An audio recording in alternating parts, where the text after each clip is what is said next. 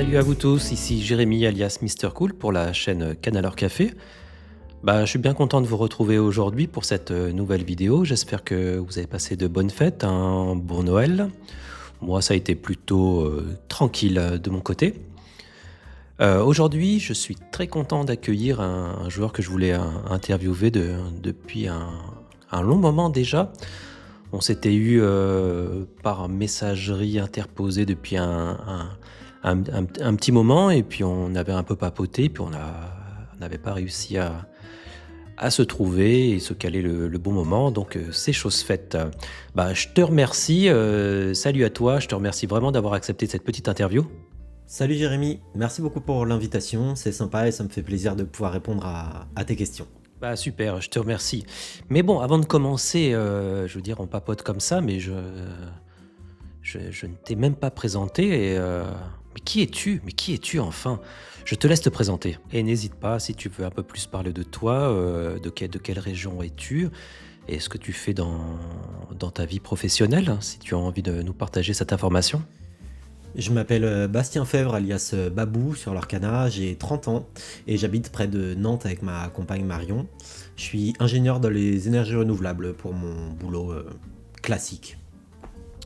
Et donc pour ma première petite question, étais-tu dans ta jeunesse un ancien joueur de TCG ou tu étais passionné aussi de jeux de société ou je sais pas, ou de jeux vidéo, ce genre de choses?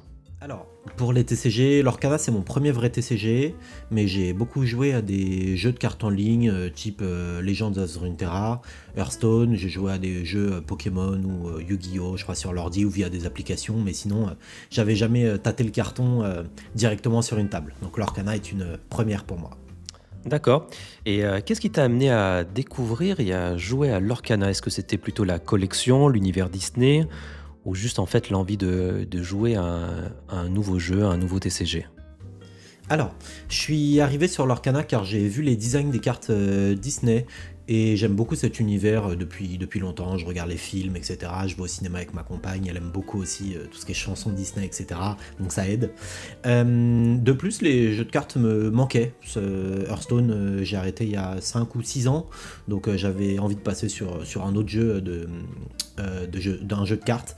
J'étais passé sur TFT un petit peu et je voulais dans un premier temps sur l'Orcana faire la collection et puis de fil en aiguille dans les boutiques on m'a parlé de petits tournois locaux, j'ai commencé à en faire un puis deux puis au final tous les week-ends et puis après on essaye de faire des plus gros tournois locaux puis des tournois nationaux et même des tournois européens pour l'instant donc voilà on a essayé de faire ça. Et peux-tu me dire quelle est ton expérience dont tu es le plus fier dans l'Orcana? Je sais pas, un souvenir qui t'aurait marqué dans un tournoi boutique ou dans un gros tournoi, un gros événement, ou je sais pas, autre chose en lien avec l'Orcana qui t'aurait marqué. Tous les tournois auxquels j'ai pu participer me laissent un super souvenir, que ça aille du petit tournoi local dans le coin de Nantes ou les plus gros événements, j'ai adoré les faire, j'ai adoré les personnes que j'ai rencontrées. Bien évidemment, la victoire au tournoi Open Ludo Trotter d'Angers me laisse un souvenir un peu particulier parce que c'est le tournoi qui m'a permis de me faire connaître sur la scène Lorcana francophone. Euh, le Lorca Quest et les challenges de Borum, Bologne et Birmingham, parce que je n'ai pas pu faire Lille, j'étais à mon mariage tout simplement. Sont aussi de super souvenirs. J'ai obtenu les cartes Let It Go à Borum et Bologne. Et puis des amis à moi se sont qualifiés pour le championnat européen à Birmingham. Donc vraiment que que des bons moments passés ensemble. Et peux-tu me dire quel est ton deck préféré, même si voilà, c'est pas une grande surprise, je pense que pas mal de personnes sont déjà au courant de ton deck, mais on ne sait jamais sur un malentendu, peut-être que tu aurais changé ou voilà, donc je te laisse m'en dire plus. Mon deck préféré, ça va pas être une surprise, c'est le Steel Song, c'est mon deck de cœur, je le joue depuis à peu près un an déjà. Mais j'adore jouer tous les autres archétypes. Un peu comme à Hearthstone, je jouais les 9 classes d'héros pour ceux qui connaissent. La mécanique que je préfère, là, c'est comme beaucoup je pense, hein, c'est le package Bounce du chapitre 2. C'est toujours très efficace. Et puis la pioche, c'est la vie hein, sur les TCG, donc la pioche, même s'il y a le génie qui aujourd'hui enlève un peu la mécanique Bounce de lapin, on adore piocher. Et si tu devais choisir une seule couleur d'encre dans l'Orcana, tu choisirais laquelle et pourquoi brièvement? Si je devais choisir une seule couleur d'encre, je pense que ce serait le violet pour la pioche et les cartes qui peuvent gagner du lore à distance. Même si la couleur grise m'est très familière, j'aime beaucoup les, les personnages qu'il y a dedans et la gestion aussi à distance, type Storm ou Raging Fire. Je pencherais plus pour le violet parce que la pioche. Et si tu devais me citer tes 3 cartes favorites dans l'Orcana? Bien entendu, ce serait à l'instant où l'on parle, parce que je pense qu'il va y avoir d'autres bonnes cartes qui risquent d'arriver. Alors je sais que c'est pas une question facile comme ça de se dire quelles sont les 3 cartes favorites. Il y en a tellement, ça dépend de ce qu'on joue. Et puis des fois il y a des cartes qui marchent à un moment et à d'autres moments elles sortent pas vraiment comme on veut et finalement on ne les aime pas forcément. Donc je ne sais pas, ce serait quoi tes 3 cartes favorites? Waouh. La question elle est dure. C'est compliqué de citer 3 cartes, mais je dirais Cerveau Bleu, Réponse et Merlin Lapin. Encore une fois, la pioche. Et Babou, es-tu plutôt méta ou tu aimes créer tes decks aussi, hein, que ce soit pour le compétitif ou pour le côté fun d'un tournoi boutique ou je sais pas, il y a des gens qui sont assez doués pour créer des decks et vraiment surprendre l'adversaire dans des tournois. Alors, en tant que joueur compétitif, je joue très souvent méta pendant les tournois, donc souvent style son ou vert violet, mais j'aime bien les decks fun entre potes, que ce soit à la maison ou parfois en tournoi local, du style Jafar ou Mufasa, des choses un peu plus fun à jouer que jouer tout le temps des decks méta. Ok, et pourrais-tu me dire ce que tu aimes dans l'Orcana, que ce soit au niveau du jeu ou de la communauté, l'environnement, ce que tu apprécies hein, actuellement et qui te fait que tu prends toujours autant de plaisir à jouer au jeu?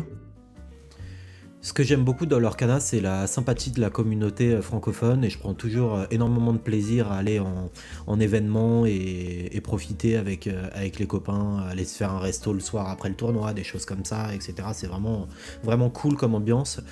Et tout simplement, le jeu est super bien à jouer, c'est toujours plaisant. Et le fait d'avoir des sets tous les 2 mois, etc., un nouveau chapitre, alors ça change pas forcément toute la méta, certes, mais ça apporte des nouvelles cartes, ça apporte un nouveau film, ça apporte des nouvelles illustrations. Et ça, c'est vraiment cool que le jeu soit aussi dynamique, c'est vraiment un plaisir, quoi. Ouais, en effet, je suis assez d'accord avec toi. Et d'ailleurs, tu parles de restaurant, c'est un peu ce qu'on a tous partagé à la fin du LCQ, du championnat européen. Il y a eu beaucoup de teams qui se sont retrouvés dans les restaurants autour de Disney. D'ailleurs, je t'avais aperçu au restaurant Rosaline. Tu étais avec d'autres membres de team, je crois, et puis nous, on était avec la team Infinite Inc. Je voulais pas te déranger pendant que tu mangeais. J'aurais dû me lever, aller te serrer la poigne là. Bref. Et est-ce que tu penses qu'il faut avoir une psychologie particulière hein, ou innée pour être bon joueur à l'Orcana? Ou tu penses que n'importe qui, en travaillant, en jouant, en s'entraînant, on peut réussir à avoir un très bon niveau? Je ne pense pas qu'il faille une psychologie particulière pour être bon à l'Orcana, mais il faut avoir un deck stable déjà dans un premier temps, afin de se simplifier la réflexion à l'instant T, sinon on perd un temps pas possible, et puis ça devient beaucoup trop dur et fatigant de perf en tournoi si on réfléchit à chaque play. Donc il y a quand même j'ai l'impression une appétence à avoir pour les maths, la logique, etc. Pour prendre les bons traits au bon moment, connaître ses outs pour gagner tout simplement. Donc on retrouve souvent les mêmes termes que pour les sportifs, la lucidité, la rigueur et la concentration généralement. Alors Babou, aurais-tu des conseils ou petits secrets à nous partager pour progresser à l'Orcana, que ce soit pour les débutants, les joueurs confirmés et autres? je sais pas, des astuces, des choses que tu as remarquées un petit peu avec le temps depuis que tu joues à l'Orcana, que tu coaches un peu des personnes. Est-ce que tu as des conseils qui pourraient être vraiment utiles pour nous tous? Alors, mon premier conseil pour les débutants, si je peux en donner, hein, je suis loin d'être un expert, ce serait déjà de prendre du plaisir à jouer un deck, pas forcément jouer un deck méta qui vous fait pas plaisir, ça sert à rien. Et le meilleur conseil que je peux vous donner, c'est de bien lire les cartes, parce que c'est déjà le premier truc à faire, vraiment. Et puis pour un petit deck sympa qui est correct pour débuter, généralement c'est Mufasa rouge-jaune. La mécanique de Mufasa elle est certes aléatoire, mais par contre je pense que ça va vous apporter pas mal de fun à jouer en tout cas. Et la petite question que j'aime bien poser aux joueurs que j'interviewe, un petit peu pour sortir de ce monde de l'Orcana et voilà, s'ouvrir un petit peu à d'autres choses et que ça peut intéresser la communauté aussi. En tout cas, moi, ça m'intéresse beaucoup.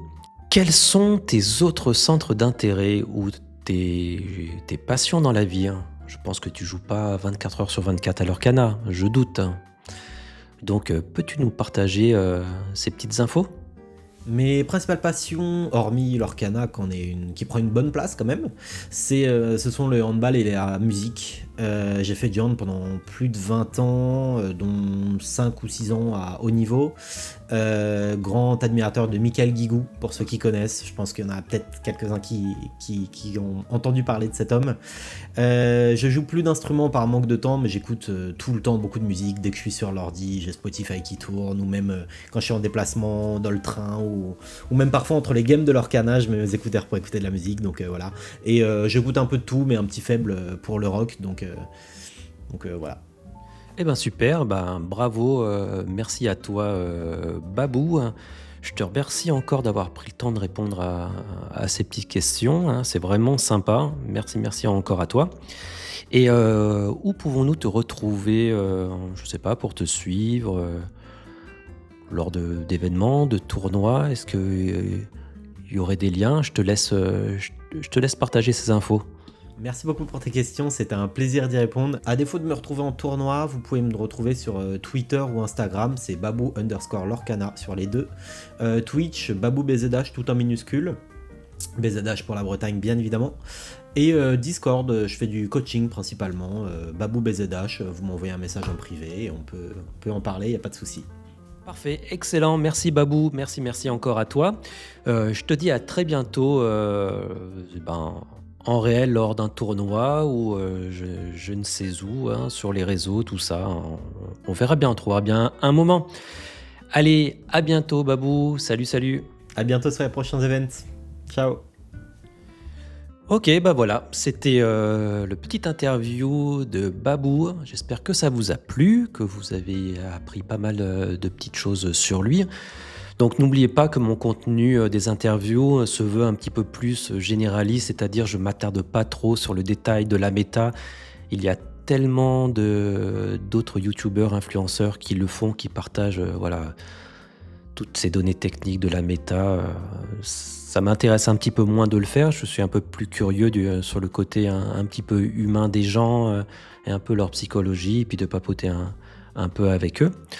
Voilà, donc j'espère que vous appréciez toujours ce petit contenu. J'ai pas mal d'autres joueurs et des personnes qui gravitent autour de l'Orcana que je dois interviewer. Là, il y a plusieurs interviews en attente, là, des petites pépites que j'espère avoir, vraiment. Bon, ça prend un petit peu de temps, c'est pas si facile que ça.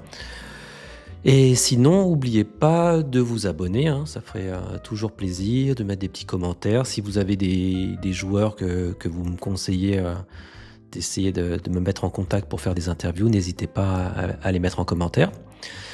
Et je vous dis à très bientôt pour une prochaine vidéo d'interview. Ok, allez, salut!